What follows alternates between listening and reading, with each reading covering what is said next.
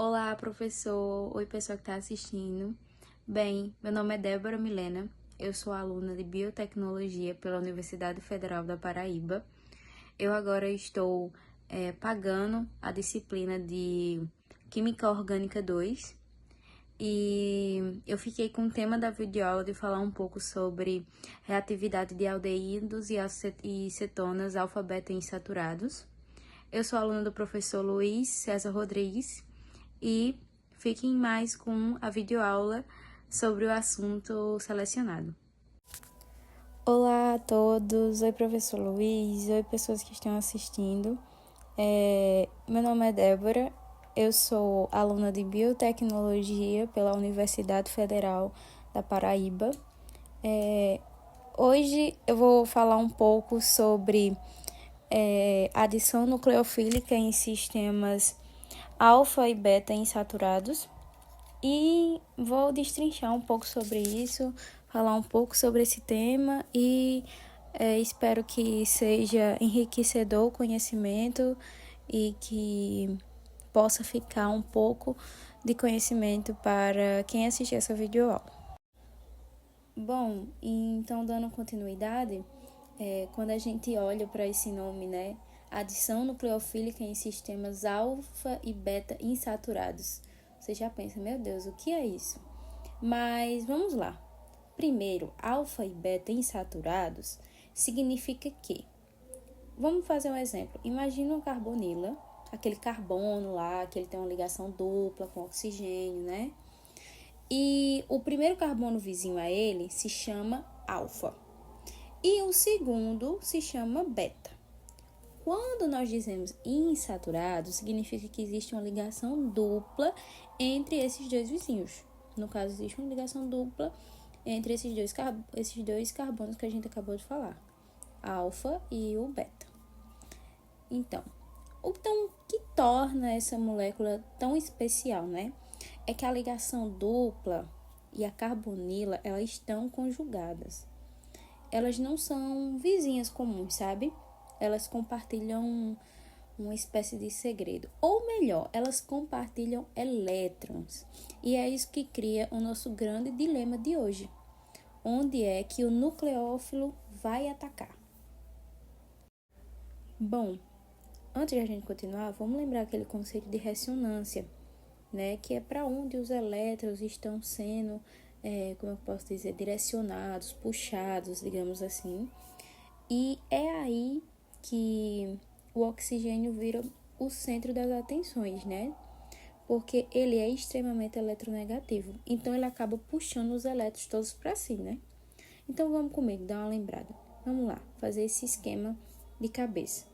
Os elétrons da ligação dupla do carbono, eles sobem todo para o oxigênio. O que acontece? E por causa desse mecanismo, o que vai acontecer? Isso vai deixar o carbono 1, no caso da carbonila, pobre, com carga positiva, porque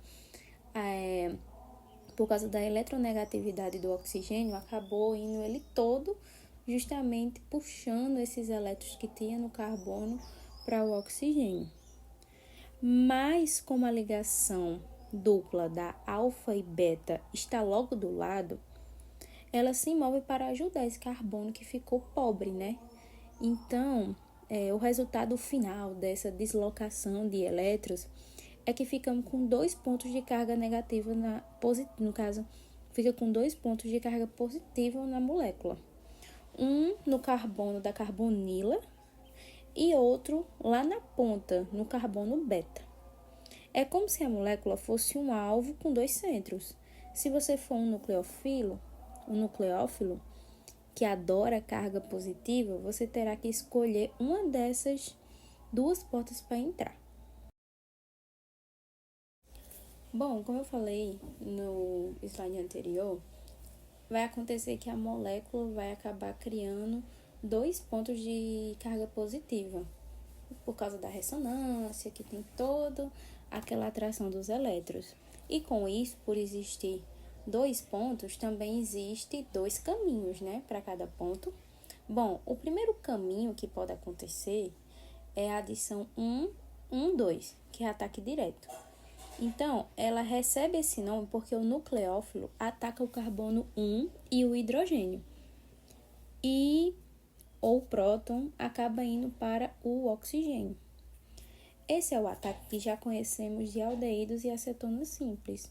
O nucleófilo olha para a carbonila e vai direto nela. É um ataque bem rápido. Então, para deixar mais claro, a gente pode imaginar um corredor, sei lá, de 100 metros e ele quer o caminho mais curto. E por isso dizemos que é um ataque controlado pela cinética. E vai um detalhe. É importante para quem está estudando derivados de ácido, como os ésteres, se o ataque for 1,2, muitas vezes o grupo que está lá, como um grupo metoxil, vai ser expulso. É a famosa substituição nucleófila acílica. Mas o ponto principal é: o nucleófilo escolheu o coração da carbonila. Bom, gente, e existe o caminho 2, que é o outro caminho que pode acontecer esse ataque, que também é chamado de adição 1,4 ou adição de Michael. Então, esse nome 1,4 é porque o ataque acontece especialmente no carbono beta, que nós chamamos de posição 4 na contagem que inclui o oxigênio, né?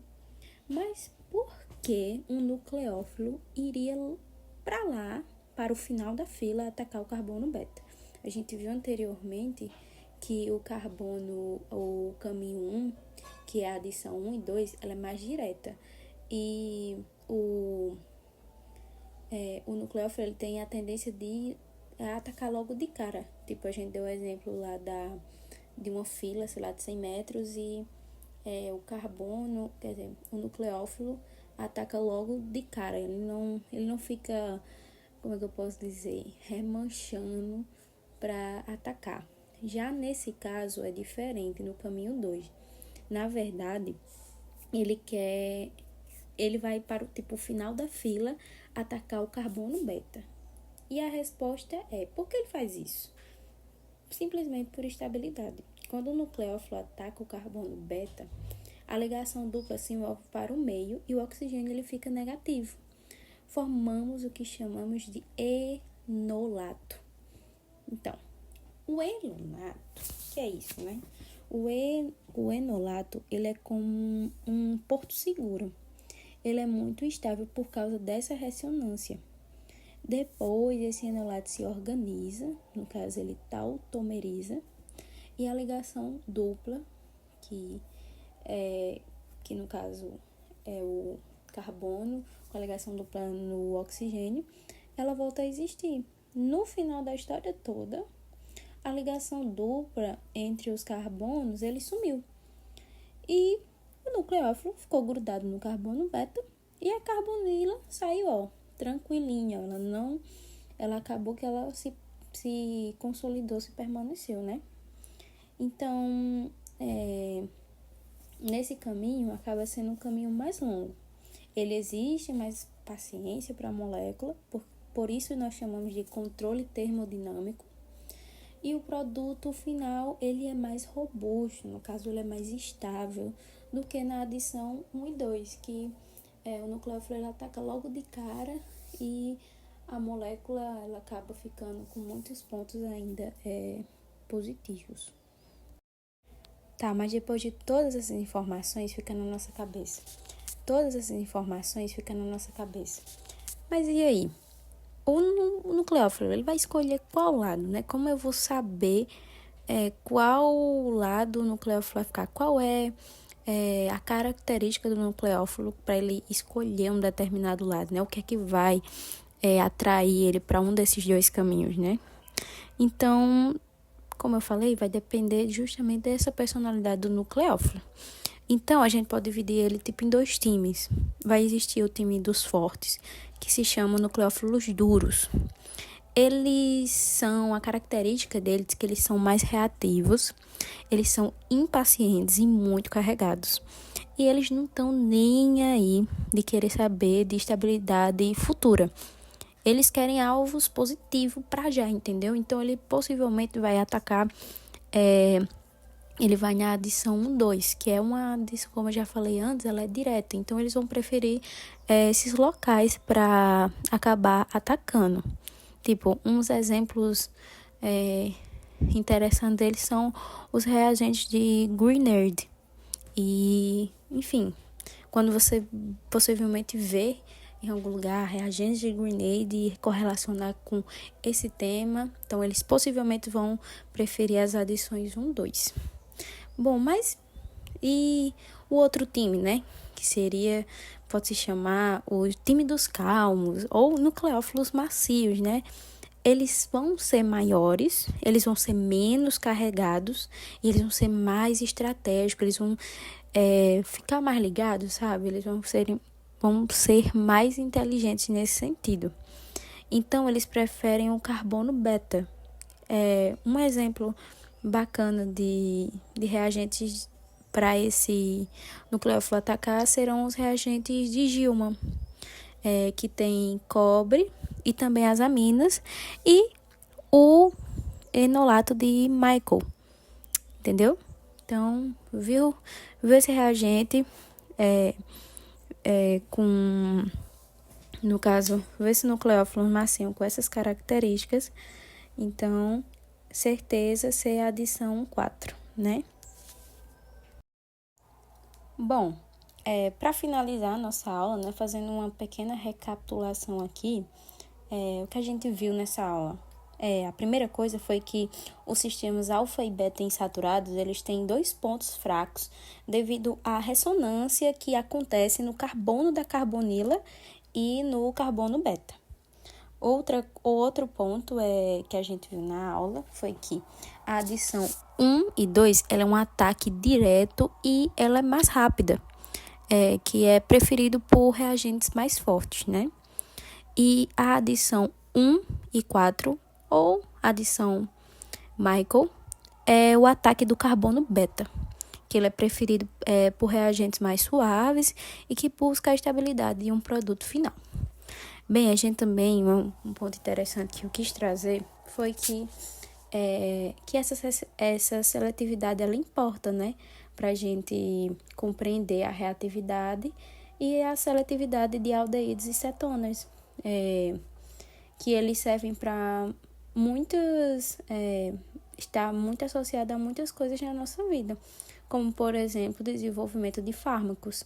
Muitos fármacos, eles são construídos e usados em reações de adição conjugada, né? Outra coisa também são as moléculas complexas. A seletividade, ela permite a construção precisa de esqueletos carbônicos complexos. E também os polímeros. Essas reações são empregadas na criação de novos materiais poliméricos. Enfim, essa foi nossa aula. Espero que você tenha gostado e que algo tenha ficado de conhecimento, que seja enriquecedor. E muito obrigada pela sua atenção. Tchau! Olá a todos, oi professor Luiz, oi pessoas que estão assistindo. Meu nome é Débora, eu sou aluna de Biotecnologia pela Universidade Federal da Paraíba.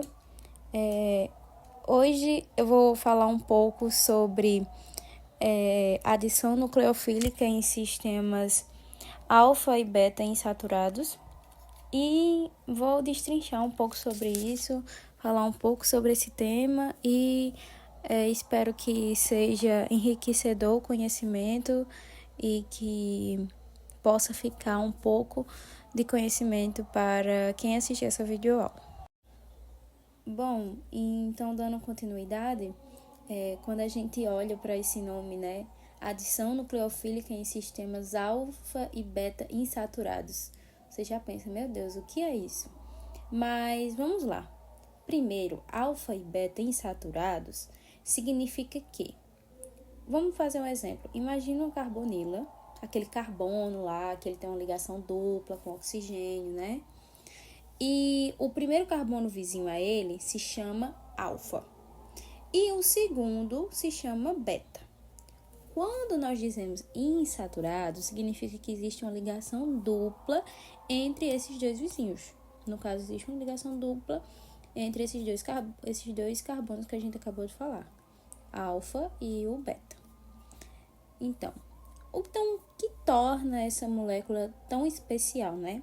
É que a ligação dupla e a carbonila, elas estão conjugadas. Elas não são vizinhas comuns, sabe? Elas compartilham uma espécie de segredo. Ou melhor, elas compartilham elétrons. E é isso que cria o nosso grande dilema de hoje. Onde é que o nucleófilo vai atacar? Bom, antes de a gente continuar, vamos lembrar aquele conceito de ressonância, né? Que é para onde os elétrons estão sendo, como eu posso dizer, direcionados, puxados, digamos assim. E